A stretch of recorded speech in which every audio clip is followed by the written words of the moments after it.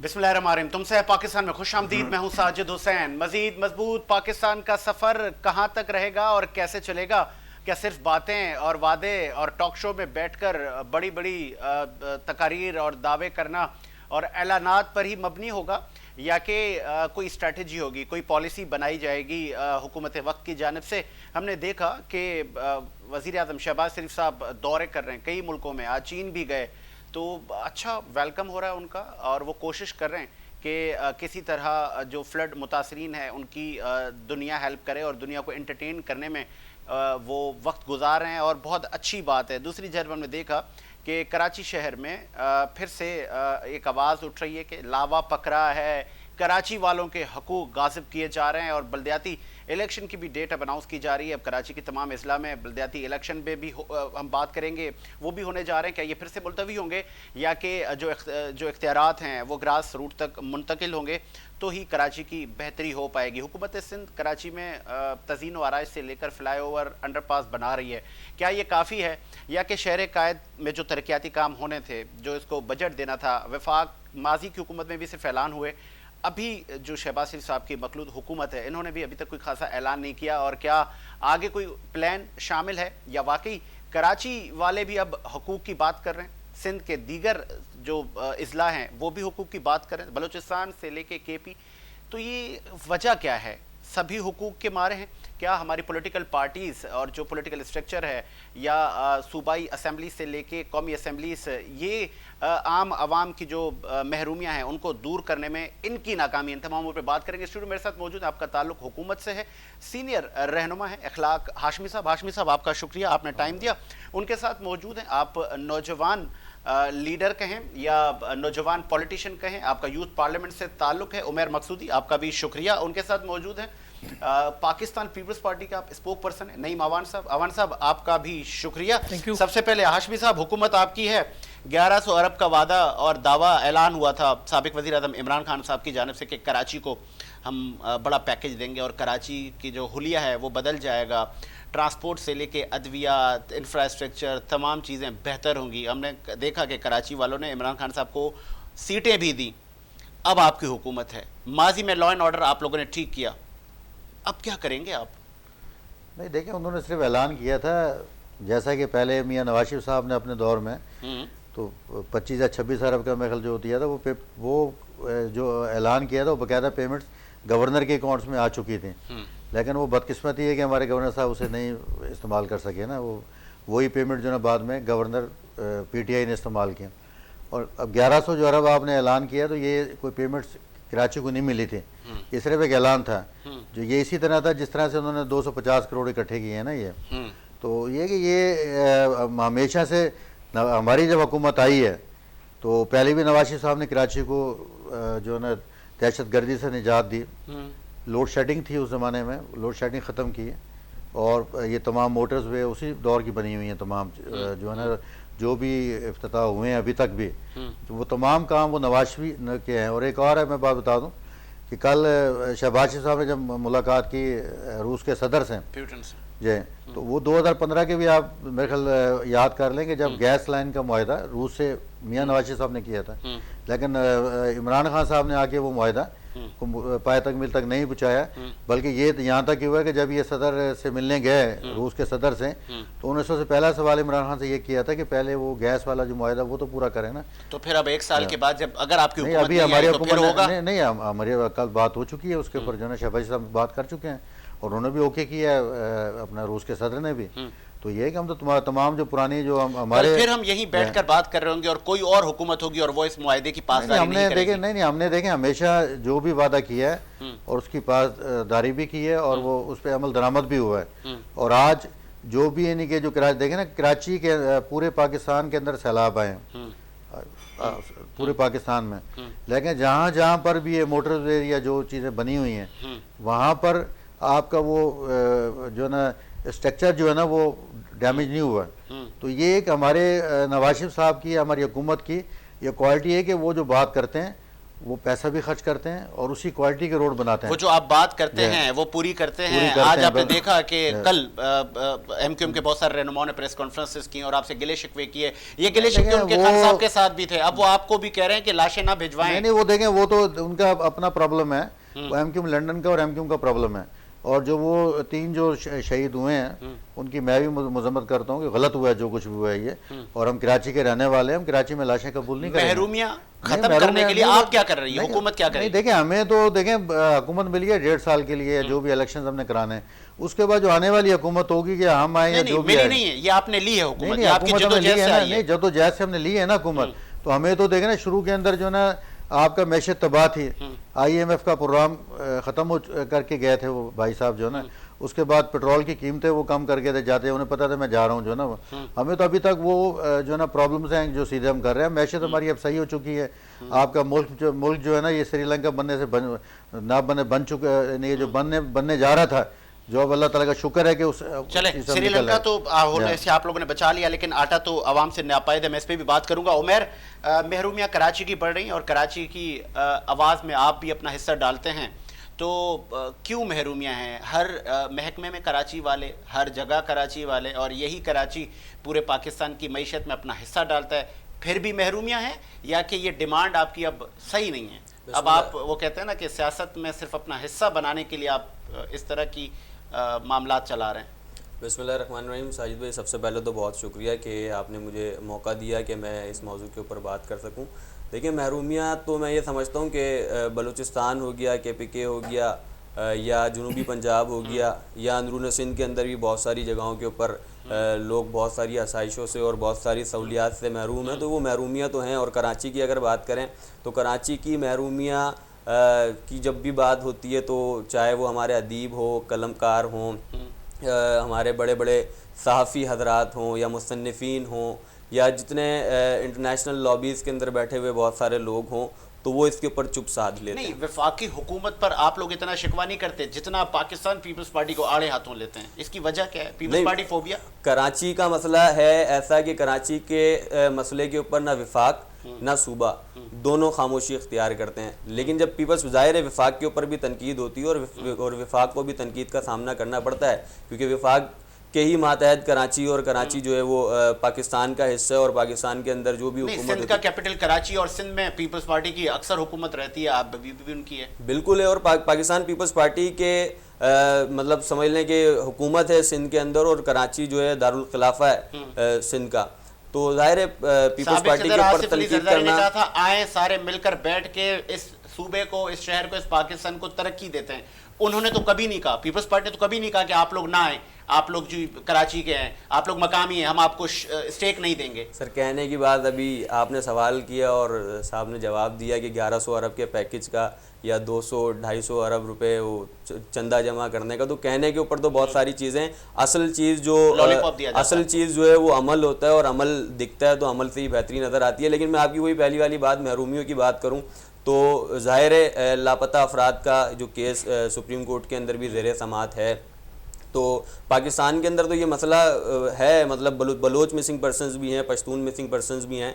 लेकिन मसला ये है कि कराची के मिसिंग पर्सनस के ऊपर जो है पूरे पाकिस्तान से कहीं से भी आवाज़ नहीं उठती है। मैं देखता हूँ कि बलोच मिसिंग पर्सनस के लिए भी लाहौर के अंदर भी एहतजाज होते हैं, सिंधी मिसिंग पर्सनस हो या पश्तून मिसिंग पर्सनस हो, तो वहाँ की बात होती है। और वहाँ से देखिए, वहाँ से तो वो जो एक रेड लाइन है वो भी अबूर हो जाती है, मंजूर पश्तीन की शक्ल में हो या तालिबान की शक्ल में। बहुत सारे ऐसे लोग हैं जो पाकिस्तान से मुनहरिफ होकर और पाकिस्तान की मुखालफत में बात करते हैं, लेकिन ये तो वो लोग हैं सर, यहाँ पर, यहाँ तो वो लोग हैं, मैं वहीं आगे आ रहा हूँ ना, यहाँ तो वो लोग हैं जो पाकिस्तान के आइन और कानून को तस्लीम करते हुए, इसकी हुदूद में रहते हुए अपने इख्तियार और अपने हुकूक की डिमांड कर रहे हैं। मतलब अगर मैं आज CTD की रिपोर्ट देख रहा था, वो जो 3 लाशें हैं अंदरून सिंध से कराची के नौजवानों की मिली, तो एक पूरी तहकीकाती रिपोर्ट आई है कि जी ये फलां टारगेट किलिंग में और फलां की टारगेट किलिंग के अंदर मुलव्विस थे। तो नो डाउट हम ये नहीं कहते कि अगर वो 400, 500, 600 लोग जो भी पूरे पाकिस्तान के अंदर या ख़ास तौर पर कराची में मिसिंग हैं, तो वो कोई शुरफा होंगे या उन्होंने कोई जुर्म नहीं किया होगा। जुर्म किया होगा तो जो कानून कहता है कि जी उन्हें अदालत के अंदर पेश करें, और कानून ने उनकी सज़ा भी मुअय्यन की हुई है कि उनको आप फांसी पर चढ़ाएं या आप उनको सज़ाए मौत दें या कुछ भी करें। लेकिन इस तरह से मावरा अदालत कत्ल करना, मैं ये समझता हूँ कि ये इश्तियाल दिलाने के लिए, महरूमियों को मज़ीद उजागर करने के लिए, या किसी दूसरी राह के ऊपर ले जाने के लिए कि फिर वो मज़ाहमत का रास्ता या फिर इंतशार फैले या बदअमनी पैदा हो। नहीं मावान साहब, चूंकि सिंध में 90s के बाद अब भी आपका तीसरा दौर चल रहा है और वफाक में भी आप इत्तेहादी हैं, ये शिकवे अब ख़त्म क्यों नहीं होते? और हमने देखा है कि आप लोगों से कुछ ज़्यादा ही शिकवे होते हैं कराची वालों के। तो वाकई कराची का सारा पैसा, सारा बजट, इंफ्रास्ट्रक्चर से लेके मिनिस्ट्रियों का तमाम बजट, हम अगर लेट्स सपोज आप लाड़काना गंबट में लगाते तो हम कहते हैं कि यार वहाँ लग रहा है, वहाँ पे भी नहीं लग रहा, तो ये जाता कहाँ है? कहीं कश्तियों से बाहरी पैसा जाता है? बिस्मिल्लाहिर्रहमानिर्रहीम। अगर साजिद भी मैं 2018 से पहले की बात करूँ ना, तो कहते थे बड़े जालिम है तेरे शहर के लोग, और बड़े जालिम में मेरे शहर के लोग, कत्ल करते हैं और पूछते हैं जनाजा किसका है इस कराची के अंदर। बात ये कि अगर मैं माजी में चला जाऊँ, 1982 मेरा जो है वो मेरी जो पैदाइश है वो 1982 है, और 1988 या 89 के अंदर मुझे याद है कि जब इतना मुझे शऊर आ गया कि चलना फिरना, स्कूल जाना, तो मेरे बड़ों ने कहा कि बहुत सारे लोग माइग्रेट करके आए पाकिस्तान के अंदर, खासतौर पे कराची के अंदर उनका रोके, तो आस पड़ोस में पढ़ी लिखी कौम आई है, तो आप जाओ ट्यूशन हासिल करो, उनसे तालीम लो, और माशाल्लाह से कलम की ताकत जो है वो सबको पता है कि एक ताकत है कलम के अंदर, तो हमने ट्यूशन भी हासिल किया। लेकिन उसके बाद इस कराची के अंदर ऐसा हुआ कि वो कलम लेके हाथ में कलाशनकोव दे दी। कलाशनकोव जब कराची वालों के हाथ में दी तो एक दूरियां पैदा कर दी, जो है वो तासुब की बुनियाद डाली गई कि जो सिंधी हैं वो हम पे जो है वो कब्जा करते हैं, वो पॉलिटिकल बेनिफिट हासिल करने के लिए। ये इल्जाम तो आप पर लगाते हैं। देखिए आप लगाते हैं मरसू मरसू के नारे। देखें बात ये है कि मरसू मरसू के नारे तो जो अंदर हमारे जो इंटीरियर सिंध के अंदर जो लोग हैं, जो कौम परस्त हैं, जो कौम परस्त के अंदर बहुत सारी जमातें ऐसी हैं, वो आज तक वो पॉलिटिकल जो धड़े हैं, क्या वो आपकी नहीं? अब देखिए हम उनको पॉलिटिकल धड़े कहते ही नहीं है, उनका बेसिकली कोई भी ना कोई उनका स्टेक है, ना कोई असम्बलियों के अंदर मौजूद है, ना तो वो सेनेट के अंदर कहीं वो मौजूद है, या फिर अगर मैं नीचे बल्दियात में बात करूँ तो कहीं वो अवेलेबल नहीं है। लेकिन उन्होंने एक कॉन्सेप्ट बनाया हुआ है कि बात ये है कि पाकिस्तान का जो, सॉरी फॉर इंटरप्ट, आपको याद होगा चीफ मिनिस्टर मुराद अली शाह साहब असेंबली में खड़े होकर कह रहे थे कि सिंध मेरी माँ है और सबकी माँ है, लेकिन यही स्टेटमेंट कॉम्प्रेस भी देते हैं। तो आप में और उनमें कोई फर्क है? देखिए आप ठीक है पार्लिमानी सियासत पे यकीन जरूर रखते हैं। देखिए हम माँ इसलिए कहते हैं, उसकी वजह ये है कि कराची जो है सिंध का कैपिटल है, और कराची वाहिद शहर है जो तमाम सूबों में से आए हुए लोगों को जो है वो हम कहते हैं रोटी कपड़ा मकान हमारा जो है वो मंशूर है, और रोटी कपड़ा मकान यहाँ से लोग हासिल करते हैं, चाहे वो पंजाब से आए या फिर बलूचिस्तान से कोई आए, चाहे वो KPK से आए, तो हम जो है रोटी कपड़ा का मकान जो हमारा एक मंशूर है वो भी पूरा होता है। दूसरा ये है कि बात ये है कि अगर जब हम बात करते हैं ना, सिंध हमारी जो है वो माँ धरती है, क्योंकि जब पाकिस्तान की बात आती है तो पहली से पंजाब की बात आती है, काफ से कश्मीर की बात आती है, सिंध जो है सेंटर में आता है, सिंध की बात आती है, तेलिफ नून तान बलूचिस्तान की बात आती है, ये होता है, ये बनता है हमारा खूबसूरत पाकिस्तान। जब पाकिस्तान की बात आती है तो सिंध धरती जो है वो आपको पता है कि औलिया कराम की धरती है, यहाँ जो है वो बुजुर्गों की एक बड़ी जो है वो यहाँ पर जो है वो हिस्ट्री भी मौजूद है और बुजुर्ग मौजूद है। लेकिन बात ये कराची के साथ जो नाइंसाफियाँ हुई हैं, और आज भी कराची के अंदर जो नाइंसाफियाँ की जा रही हैं कराची के साथ, होता ये कि मैं आपको बताऊं कि हमें भी टर्नओवर मिला था 2008 से लेकर 2013 तक का, लेकिन हमें जब कराची जो पाकिस्तान मिला था ना, तो उस वक्त ये पाकिस्तान जो था, इस पाकिस्तान के अंदर इतनी आपकी मसला फाज की ISI नहीं थी जितनी हमें ब्लैक वाटर या परवेज मुशर्रफ हमारे हवाले करके गया था, और हमने कैसे उसको निकाला, तोरखम बॉर्डर बंद किया। मैं वहां नहीं जा रहा, ये जो कराची के मकामी लोग हैं, आप इनको नौकरियां नहीं देते, आप इनके राइट्स नहीं देते, आप इनके गली मोहल्लों का बजट खा जाते हैं, ये जो महरूमी है इसको कैसे खत्म करेंगे? नहीं ऐसा नहीं है, लाजमी सी बात है, दही शहरी इलाके और जो दही जो हमारे सिंध है, दोनों की अगर हम बात करें, जितना बजट एक MP कराची के याद होगा पहले पटिशन भी आप लोग की तरफ से डली थी कि अभी फिल वक्त बल्दियाती इलेक्शन ना करवाएं, क्यों ना करवाएं? नहीं, वो ना करवाने की वजह लाजमी सी बात है, जो है वो PDM ने जो हमें रिपोर्ट दी थी, उस रिपोर्ट के ब्याह पर हमने कहा जी अब इलेक्शन के माहौल नहीं है, जो है वो जितना वेदर डिस्टर्ब होने वाला है। कराची तो सही है। नहीं असल देखिए ना, बात ये है कि कराची के अंदर अब जितनी बारिशें कराची के अंदर हुई हैं, कराची के अंदर जो पुलिंग होती है वो कहीं आपके घर के बाहर, गेट के बाहर कहीं कैंप लगा के तो नहीं होती, वो होती है स्कूलों के अंदर। अब स्कूलों के अंदर आपको पता है कि इलेक्ट्रिक का जो निज़ाम है वो अगर धर्म भरम हो, तो वहाँ अगर पानी, अगर वहाँ दीवारें, अगर वहाँ सीपेज का निज़ाम धर्म भरम हो, पानी हो, और गलियों में से जिनको गुजर के वहाँ स्कूलों तक आना है, तो हाउ कैन पॉसिबल की बात ये है कि यहाँ कराची के अंदर हम इलेक्शन करा सकते हैं। जितना निज़ाम आपने बताया कि स्कूलों की दीवारें व्हाटएवर, ये भी आपकी नाअहली है? नहीं ऐसा नहीं है। देखिए आप अगर सारा यही कहें कि पूरा कराची की जिम्मेदारी पानी वो हमारी है, मैंने आपको देखे कराची आपका एक बात में भी थोड़ा सा आपका ही कराची आपका ही हमारा 90 से लेके 2022 तक आपके पास। सर बिल्कुल आपका बिल्कुल सवाल जो है वो बिल्कुल मैं इसको एक्सेप्ट भी करता हूँ। देखें मैं आपको एक बात बताऊं, अगर आप ये कहें पूरा कराची की जिम्मेदारी आपके ऊपर है, हम मानते हैं हमारे ऊपर है कराची की जिम्मेदारी, लेकिन कराची वालों को भी जिम्मेदारी हमारे कांधे पर डालनी पड़ेगी। कौन सी? मैं आपको थोड़ा सा मिसाल देता हूँ। कराची की टोटल सीटें जो एमएनओ की है ना सर, वो 21 एमएनओ की सीटें हैं।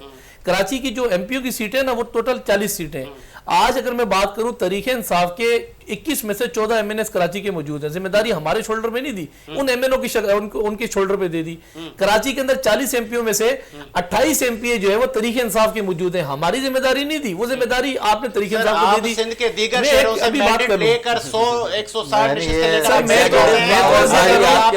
कराची के अंदर एक लालू खेत के अंदर अगर एमपी और लियाकताबाद का अगर एमपी है ना, जितना बजट उसको दिया जाता ना, उतना ही लड़काना के अंदर उस एमपी को दिया जाता है। जो तरक्याती स्कीमें जो यहाँ के एमपी को दी जाती है, वो तरक्याती स्कीमें जो है वहां के भी एमपी को दी जाती है।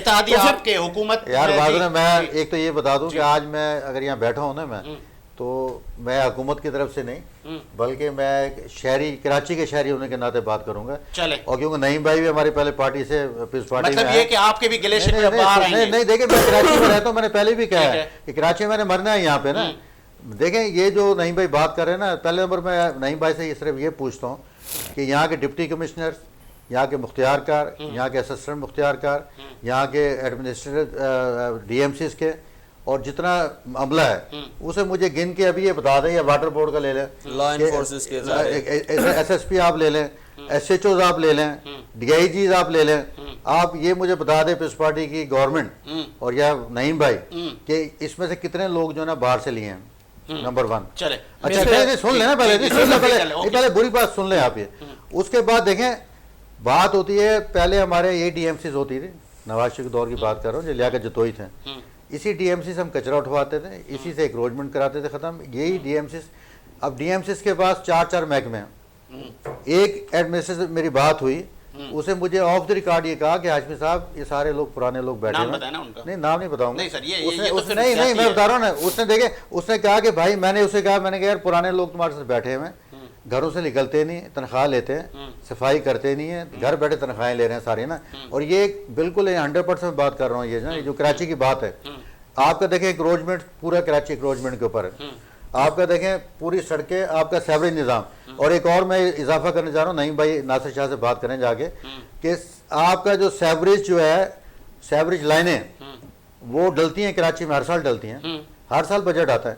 होता क्या है कि मैंने खुद अपने, क्योंकि मैं लेबर विंग से मेरा ताल्लुक है, कराची से मैं सदर हूँ, मैंने एक एक्शन को बुलाया, मैंने कहा यार मुझे भी ठेका दें, मैं ठेकेदारी करता हूँ मैं।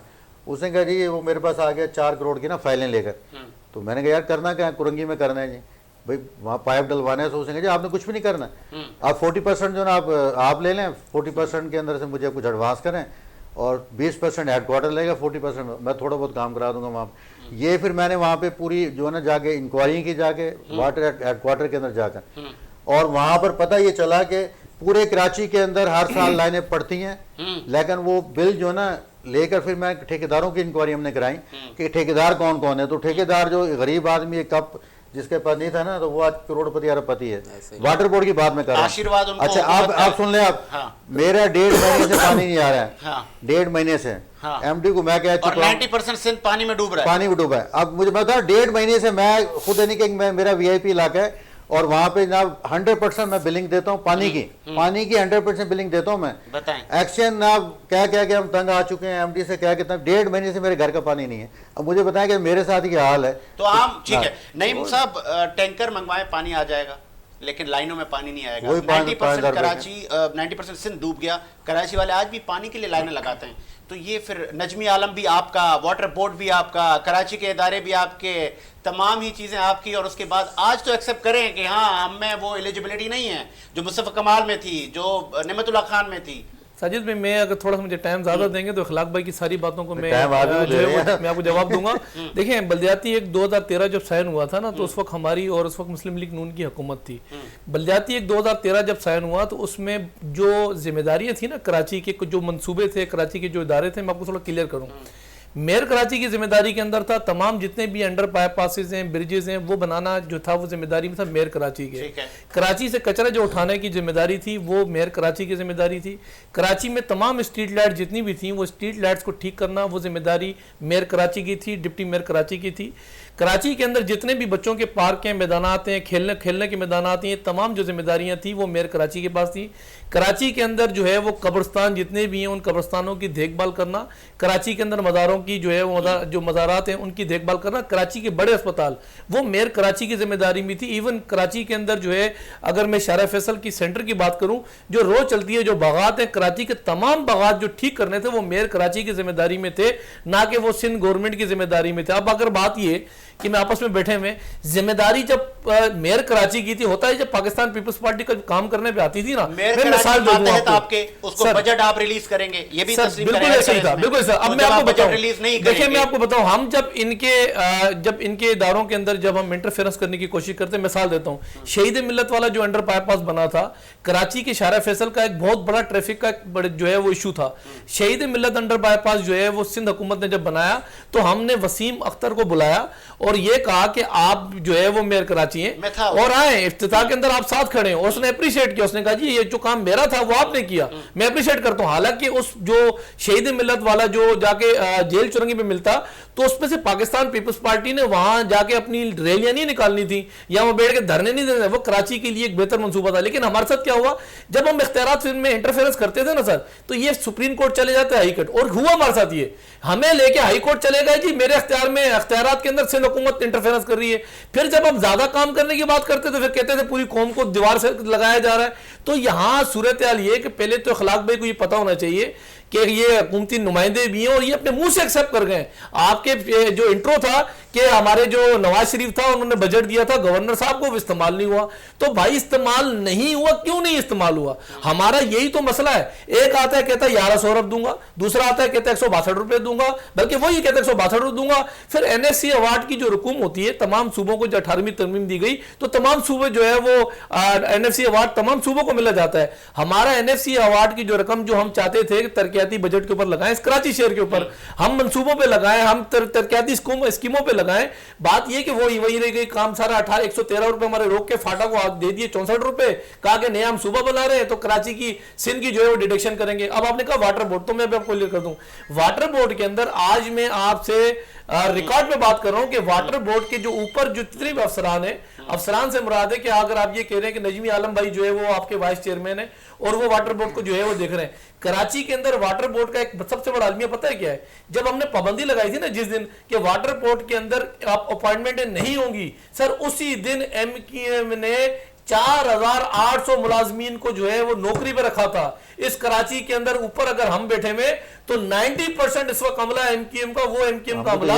सर मैं जो ही बात करूंगा, बात अगर बात कर रहे हैं ना तो बात हकायक में बात करें। अभी भी सूरत हाल ये कि वो यूनिट इंचार्ज, सेक्टर इंचार्ज, वो सारे लंगड़े लूले टुच्चे जितने भी थे वो आज भी वाटर बोर्ड के अंदर मौजूद है। आज कराची को अगर पानी की नहीं होने चाहिए सर, मैं समझता ये अगर देखें ना, मैं फिर वही बात करूंगा, हमने हमेशा जब भी हुकूमत में ना हमने कौम को कुछ दिया, आवाम को कुछ दिया। हमारे हमसे पूछे ना, जब कराची के अंदर स्टील मिल के मुलाजमीन को 10,800 लोगों को जब नौकरी से निकाला तो हम पे क्या बीती होगी सर? उनके कितने खन्नान रोडों पर आगे निकल के चलेगा। यही तो अलमी है इस कराची के साथ। कभी जो वफाक में हुकूमत आती है आके जजीरों पे हमले करती है, कहती है जजीरे हमारी प्रॉपर्टी है।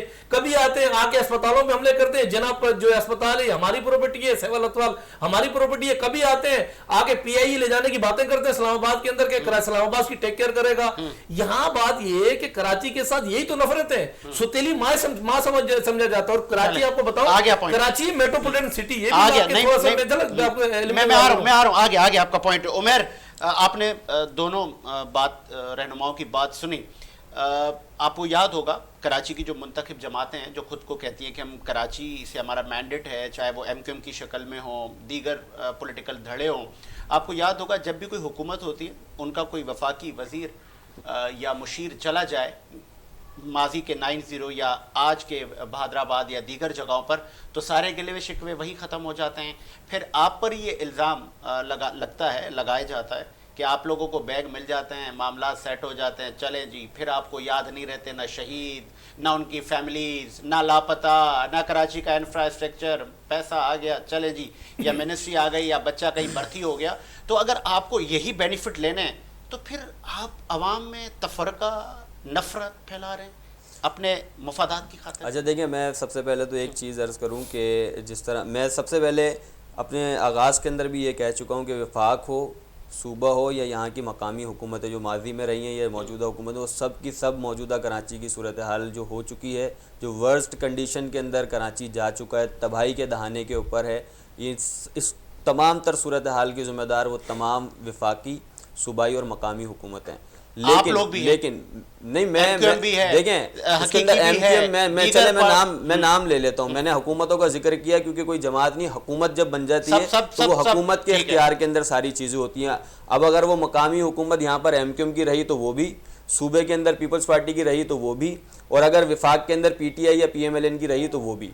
दूसरी चीज़, नईम भाई ने बात कही कि जी ये तमाम डिपार्टमेंट्स जो हैं वो मेयर कराची के इख्तियार के अंदर आते हैं और उन्होंने डिलीवर नहीं किया। और फिर दूसरा इन्होंने बात किया कि तमाम फंड्स जो है वो तमाम एमपीएस को जो वो इक्वल दिए जाते हैं। इस टेन्योर के अंदर कितने एमपीएस को ख़ास तौर पर कराची के फ़ंड्स रिलीज़ किए गए हैं, उसका थोड़ा सा एक रिकॉर्ड मुझे नहीं, आवाम को बता दें। और दूसरा ये कि चलें, मेयर कराची वसीम अख्तर साहब की वर्स्ट कंडीशन रही, कराची तबाह हो गया या उन्होंने अपने इख्तियारात को सही इस्तेमाल नहीं किया, वो सारी चीज़ें एक अलग बहस है। लेकिन इस 2019 से लेकर ये जो अभी तक का जो पूरा टेन्योर चल रहा है, जिसके अंदर सूबाई हुकूमत भी पीपल्स पार्टी की है और अब मकामी हुकूमत भी पीपल्स पार्टी की और ज़िलाई जो एडमिनिस्ट्रेटर्स हैं वो भी पीपल्स पार्टी की, इसमें क्या कारकर्दगी। और दूसरा, जब मुस्तफ़ा कमाल साहब की मेयरशिप ख़त्म हुई और उसके बाद जो एक बड़ा अरसा बल्दियाती हुकूमत का गैप रहा अभी तक 2015 तक, तो उसके अंदर पीपल्स पार्टी ने शहर को कौन से जो है वो हीरे सोने चांदियाँ लगा दी कि जी शहर कराची जो है वो बन संवर गया था। दो चीज़ें हो गई। तीसरी चीज़ देखें, कराची वाले चाहे वो यहाँ की अक्सरियती आबादी महाजिर हों या दूसरी अक़वाम के लोग हों, अगर किसी सड़क का मसला होता है तो किसी महाजिर के लिए नहीं, वो यहाँ रहने वाले दूसरे किसी बंदे के लिए भी होता है। अगर यहाँ से खड़े होकर हम कराची की तबाही, आप तो इसको समझते हैं कि ये सिर्फ आपका है, कराची बाकियों का नहीं है। आपको याद होगा अभी स्टेटमेंट्स आई हैं कि ये जो सैलाब मुतासरीन कराची में क्यों आ रहे हैं, यहाँ ना। सर देखें, ये तो एक मतलब कॉमन सेंस की बात है ना। 1981 के अंदर जो बल्दियाती इलेक्शन हुआ जिसके अंदर अब्दुल सत्तार अगवानी साहब जमात इस्लामी के मेयर बने, उस वक्त कराची की सीट 1978 के अंदर नहीं, 1979 के अंदर इलेक्शन, 1981 के अंदर बल्दियाती इलेक्शन जो हुआ दोबारा, उसके अंदर कराची की सीटें, बल्दियाती सीटें 132 थी और उसके बाद उसको बढ़ाकर 162 थी, उसको बढ़ाकर 232 कर दिया गया। आज कराची की सीटें जो है 246 हैं। क्या उस वक्त की आबादी के अंदर और आज की आबादी के अंदर फ़र्क नहीं है? क्या ऐसा नहीं होता कि किसी शहर के अंदर आबादी की गुंजाइश होती है या होनी भी चाहिए, या ऐसा होना चाहिए कि किसी भी एक शहर को डेवलप कर लो पूरे मुल्क के अंदर और पूरे सूबे से और पूरे मुल्क से लोगों को लाकर वहां पर ठहरा दो या वहां के वसाइल यूज करा दो। आप एज पर कॉन्स्टिट्यूशन आपको आईने पाकिस्तान कहता है आप भी जाएं लाहौर में घर लें, वहां पे आप नहीं अभी पूरे खानदान को आप ले जाएं। सर वो तो कराची के हालात आपने ऐसे बना दिए कि यहाँ से सारा कारोबार जो दूसरे शहरों के अंदर कन्वर्ट हो रहा है और यहाँ के लोगों को उसका उससे सबसे बड़ा मसला है ना, यहाँ के जो मकामी लोग हैं। देखिए मैं ये कह रहा हूँ मुतासरीन आए, बिल्कुल रहें यहाँ पर, लेकिन इस शहर को सोचें कि अगर इस शहर के अंदर गुंजाइश आपको दिखती है कि यहाँ के वसाइल जो मौजूदा यहाँ पर रहने वाले लोग हैं उन तक सही तरह से पहुँच रहे हैं, वो उनके लिए पूरे हैं, तो फिर तो ठीक है। उसके बाद जो आने वाले लोग हैं उनकी गुंजाइश यहाँ पर बनती है, यहाँ के जो वसाइल हैं आती है, तो आपको नहीं लगता है कि नफरत को आप जन्म देते हैं? सर नफरत की बात नहीं ना, देखें अगर मैं समझता हूँ कि अगर मैं ये बात नहीं करूंगा तो यहाँ के रहने वाले लोगों के साथ भी ज्यादती है, यहाँ के रहने वाले लोगों के साथ भी ज्यादती है ना। देखें जब किसी देखें फिर आपके ऊपर तो ये जिम्मेदारी बनती है ना कि आप वहाँ के शहरों को भी डेवलप करें। ऐसा तो नहीं है कि पूरे सूबा सिंध की आबादी जो वो कराची के अंदर ही आकर मुकीम हो जाएगी, तो भाई फिर इसको पूरा लेवल ही कर दें, सबका नाम पूरे सूबे सिंध का नाम कराची रख दें और फिर सबको एक जगह पर रखें, तो फिर किसी को भी कोई तकलीफ नहीं होगी। लेकिन मेरा बुनियादी मकसद ये है कि यहाँ के रहने वाले जो मकामी लोग हैं और कराची के जो वसाइल हैं वो उन तक अगर सही मानों में पहुँच रहे हैं, सहूलियात उन्हें मिल रही हैं उनको किसी तकलीफ का, परेशानी का सामना नहीं है, तो पूरे पाकिस्तान से लोग यहाँ पर आके रहें, हमें कोई मसला नहीं है। लेकिन अगर यहाँ के लोग तंग हैं और उनके वसाइल पूरे नहीं हो रहे और उनके ऊपर मजीद बोझ लाकर डाला जाएगा, तो मैं समझता हूँ किसी तौर भी ये दुरुस्त नहीं है। चले, मुझे प्रोड्यूसर साहब ब्रेक का कह रहे हैं, ब्रेक के बाद बात करेंगे दीगर इश्यूज पर। एक ब्रेक लेते हैं, ब्रेक के बाद हाजिर होते हैं।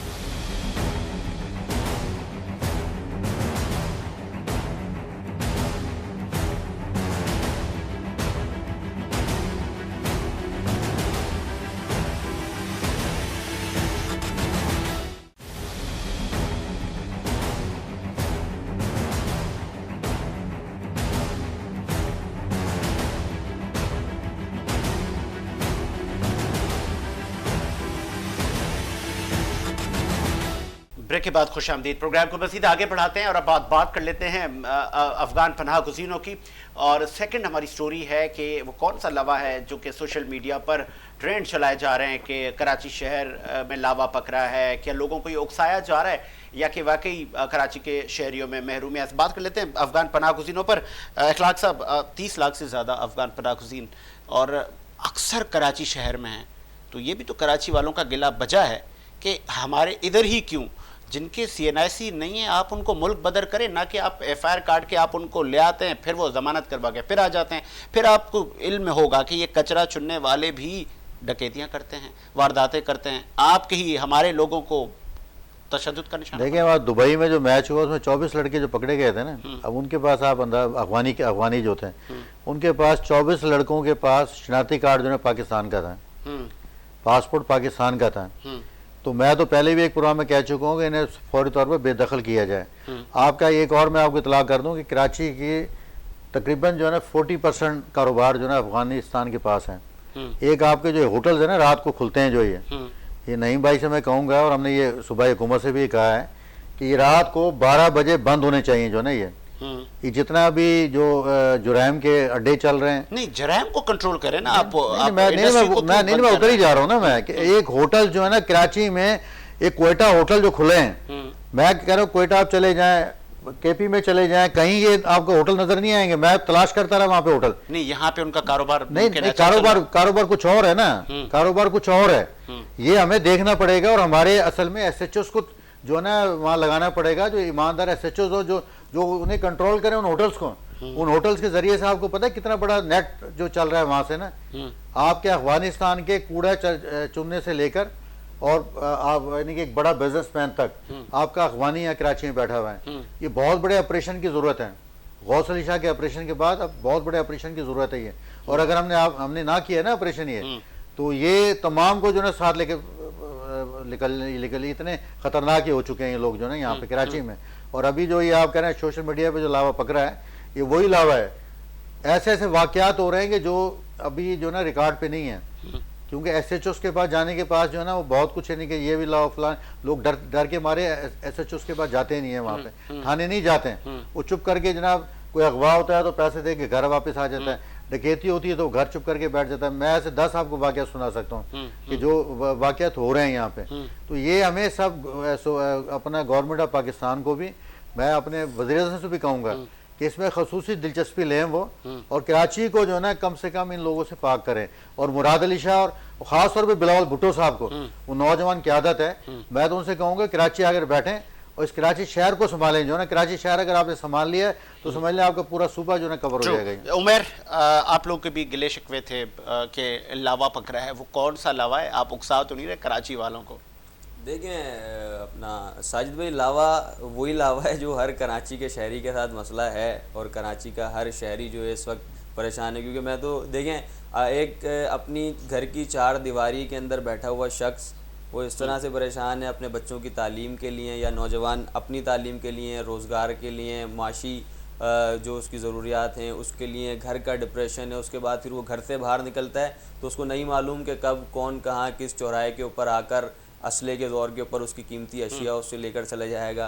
फिर आगे बढ़ें तो रोड के ऊपर सड़क के ऊपर चलते हुए आप रिस्क के ऊपर ज़िंदगी गुजार रहे हैं, आपको नहीं पता कि कब कौन सी नामालूम गोली आकर आपके सीने में पेवस्त हो जाएगी। तो टोटली मैं आप यकीन जानें कि इस वक्त कराची शहर के अंदर ख़ास तौर पर 50% से ज़ायद ऐसे नौजवान हैं जिनका जहन ये बन चुका है कि अपनी तालीम मुकम्मल करने के बाद या अपनी तालीम मुकम्मल करने के लिए भी इस पाकिस्तान को छोड़कर बैरून मुल्क शिफ्ट हों और अपनी बाकी ज़िंदगी जो है वहाँ पर गुजारें। अब आप सोचें कि कितना बड़ा मिनहफ़ुल कौम पाकिस्तान का ये नुकसान है कि जिन नौजवानों ने, जो हमारी कौम के मेमार हैं, जो रील की हड्डी कहलाए जाते हैं, और जिन्होंने तालीम हासिल कर कर इस मुल्क की सलामती, इस्तेहकाम और तरक्की के अंदर अपना किरदार अदा करना था, उनकी सोच इस वक्त ये बन चुकी है कि वो तालीम हासिल करने के बाद अपनी बाकी ज़िंदगी और मुस्तकबिल बनाने के लिए किसी दूसरे मुल्क नहीं मावन साहब, कराची पाकिस्तान बनाने वालों की जो औलादें हैं, जो उनकी नस्लें हैं, उनके साथ उनके हक गाजिब कर रहे हैं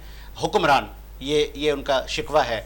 तो वो कौन से हक हैं और वो हक अभी तक मिल क्यों नहीं रहे? पाकिस्तान को आज़ाद हुए 75 साल हो गए, वो हक आप कब देंगे? और दूसरा मेरा ये सवाल ये है कि जो अफ़गान पनाह गुज़ीन हैं उनको आप लोग क्यों नहीं भेज रहे? क्या आपको वहाँ से ब्रीफ केस तो नहीं मिल रहे कि चलें जी अफ़गान पनाह गुज़ीन आते हैं, हमारा भी ख्याल रखते हैं, चलो रहो, हमारे कौन सा क्या जाता है? फिर आप वो कहते हैं ना कि एक मसनूई ऑपरेशन करके चलें जवाम अब ठंडी हो गई, फिर वो वाक़ई बस जाते हैं। परमानेंटली आप उनको बाहर करें सर। 18th अमेंडमेंट के बाद आपके पास इख्तियारात हैं सर। जब इख्तियारात थे ना हमारे पास, तो हमने इख्तियारात का जो है वो पूरा फ़ायदा भी उठाया। और अल्हम्दुलिल्लाह में याद है कि 28 दिन 29 दिन तुरखम बॉर्डर जब बंद किया था ना, तो यहाँ से एक बड़ी तादाद जो ब्लैक वाटर की शक्ल के अंदर, कुछ अगवानियों की, कुछ अमेरिकन एजेंसीज की, एक बड़ी तादाद का एक बड़ा क्रैकडाउन हुआ था पाकिस्तान में, आपके इल्म के अंदर होगा। हालांकि हमने उस वक्त अमेरिका को आंखें दिखा के कहा था एब्सोल्युटली नोट, हमें कहा था उन्होंने कि हमें खाना नहीं मिल रहा, हमारी अदवात तुमने बंद कर दी तुरखम बॉर्डर में, जरदारी साहब कुछ रहम करो। हमने कहा नहीं, पहले पाकिस्तान हमें क्लीन करना है, हमें पाकिस्तान से लोगों को बाहर निकालना है। अब बात पता है कि इस वक्त हम जो पिछली हुकूमत के जो फैसले थे या उनकी जो उन्होंने उनके लिए राय हमवार की, मैं समझता ही हूँ आज उसी का तलसलसल है। देखिए इस मुल्क का जो वज़ीर आज़म साहब का जो गुजरा है ना इस मुल्क के अंदर, उसकी मेंटेलिटी कुछ और थी। वो तो बात ये है कि वो इस असम्बली में खड़े होकर ना वो उसामा बिन लादेन को कहता था वो शहीद है। फिर दूसरा ये है कि तालिबानों के साथ वो कहता था हाथ मिलाओ, ये तालिबान हमारे सारे भाई हैं। ये भूल जाते हैं जो हमारे साथ पेशावर के अंदर, जो स्कूल के अंदर जो है वो हमारे साथ जो करके गए, भूल गए जो 70,000 लोगों ने कुर्बानियां इस मुल्क की खातिर, मुसल्लह अफवाज ने कुर्बानियां दी, लेकिन उसकी मेंटेलिटी दूसरी थी। उसने उनको हाथ मिला के आज जितने एक्सपोर्ट कर करके केपीके से जो लोग आ रहे हैं और ले गए। आलमी न्यूज एजेंसी दावा कर रही है कि सालाना 40,000 टन चरस अफीम कराची आता है।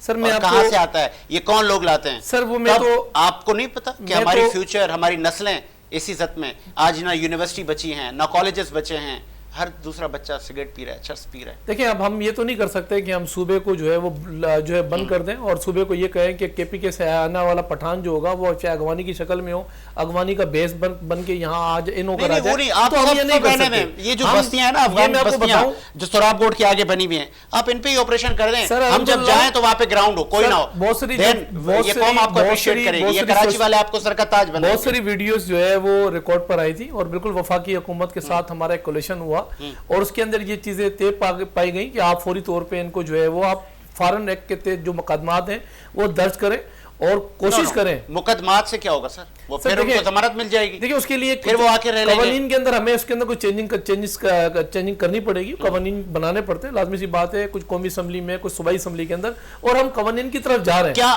आपको लगता है कि खुदा न ख्वास्ता पाकिस्तानी अगर वहां पे रहने चले जाएं अफगानिस्तान में तो वो मुकदमा दर्ज करेंगे या बोलेंगे पाकिस्तान इधर नहीं है वालों, आगे बढ़ो?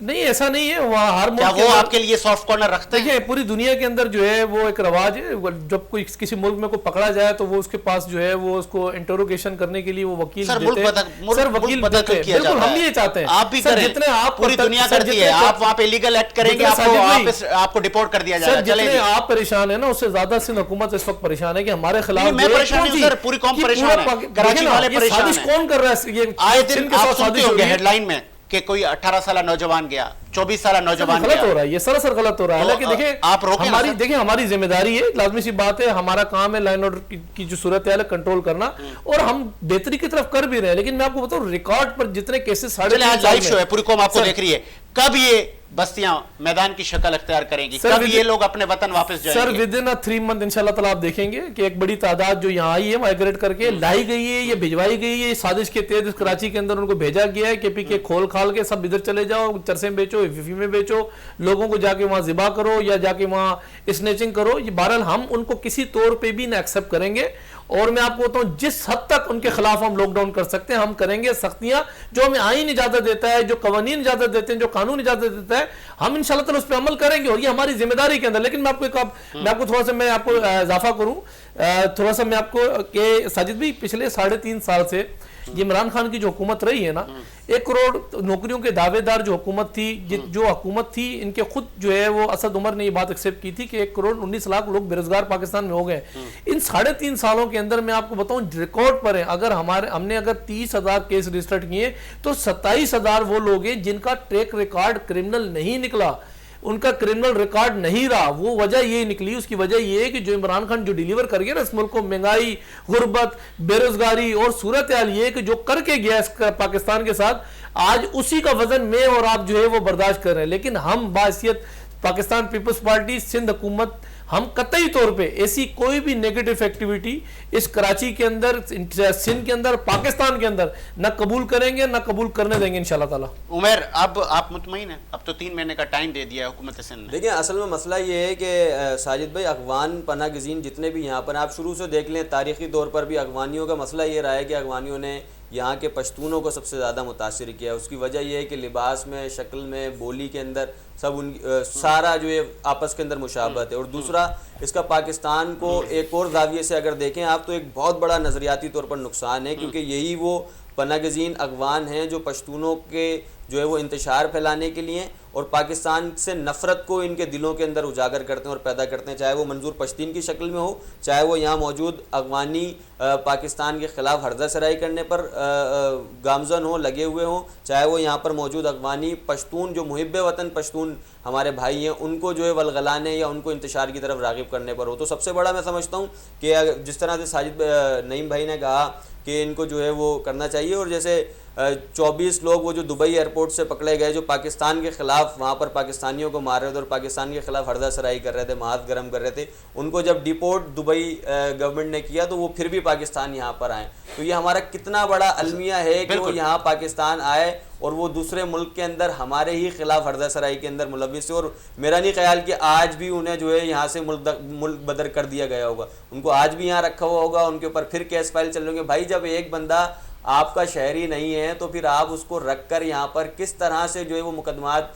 पाकिस्तान, जब वो आपके कानून को नहीं मानता आप उसको पाकिस्तानी कानून के तहत जो है वो चीज़ें लेकर उसके खिलाफ चल रहे हैं, उसको निकाल के बाहर फेंकें। लास्ट में क्योंकि हम हिस्ट्री के स्टूडेंट हैं, पहले मैं इखलाक साहब ये आपको कहूँगा, मैं तारीख पढ़ रहा था सूफी बुजुर्गों की, शाह अब्दुल लतीफ भिटाई से लेके दीगर शायरों ने कहा है कि ए मेरी सिंध तुझे फिर अफगानी से धोखा मिलेगा।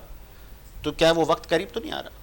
नहीं, अफगानी से धोखा मिला है और मिलता रहेगा धोखा जो ना, ये तो ये कहने की बात तो नहीं है ये। तो ये तो अफगानी धोखा देते रहे हैं, पाकिस्तान को धोखा दे रहे हैं, जो हमने पाला ना इन्हें, हमने बहुत बड़ी कुर्बानी दी है कि अफगानिस्तान की जंग के अंदर जनरल ज़ियाउल हक ने जब जंग लड़ी और इन्हें अपना वहाँ पे जंग लड़ी गई और ये रशियन को जो है टुकड़े टुकड़े किया गया, तो वहाँ से हमें जो है कलाशनकोफ और हेरोइन जो है वहाँ से हमें तोहफे मिले।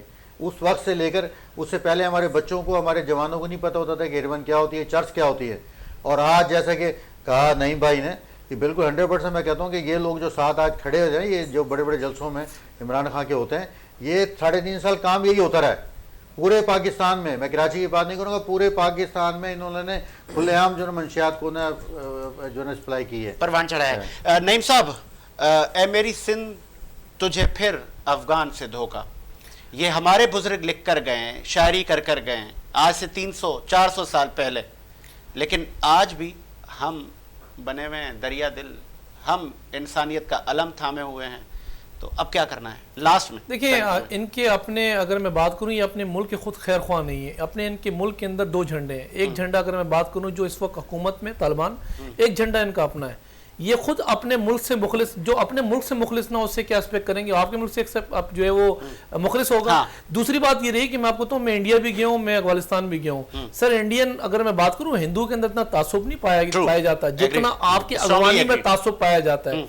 तो जो 2 कश्तियों के सवार होते हैं ना, वो किसी एक घर के नहीं रहते, फिर वो जूते ही खाते हैं। वो कहते हैं जो और अपने अभी आप घर का देखेंगे, नहीं है तो वो पड़ोसी का क्या होगा, वो किसी के भी नहीं रहेंगे। अब आप देखते जाएंगे इंशाल्लाह ताला। पिछले 3-4 दिन से अल्हम्दुलिल्लाह बात ये कि सोशल मीडिया के ऊपर आप देख रहे हैं कि कराची से बड़ी हम लोगों को अप्रिशिएट भी किया जा रहा है, और जितना हमने क्रैकडाउन किया है मुख्तलिफ इनकी बस्तियों के अंदर, इनकी आइडेंटिफिकेशन चेक करके। और मैं कमाल आपको बताऊं कि सुबह से मैं सोशल मीडिया पे देख रहा हूं, जो अंदर जाता है वापस आता है, फिर लाल पीला हो जब होता है, फिर पाकिस्तान का नारा लगा रहा होता है, कहते हैं सॉफ्टवेयर अपडेट हो गया। जी यही सवाल लास्ट में आपसे, आप किन लाइनों में, जो कि हमारे सूफी बुजुर्ग इस धरती से जो मोहब्बत करते थे उन्होंने लिखा और आपको बता दिया, फ्यूचर बता के गए वो कि इस सिंध को काबिल और कंधार से धोखा मिलेगा। बिल्कुल दुरुस्त, उनकी बसीरत आज हमारे सामने है। पाकिस्तान के अंदर अगर आप तारीख़ी सफ़ात को उल्टें पलटें तो देखें कि पाकिस्तान के अंदर पहला दहशतगर्दी का वाक़या करने वाला पहला एक अगवान था जिसने लियाकत अली ख़ान को लियाकत बाग उस वक्त के मिंटो पार्क के अंदर जो है वो गोली मार के शहीद किया। उसके बाद देखा जाए तो हर महाज के ऊपर अफगानिस्तान ने,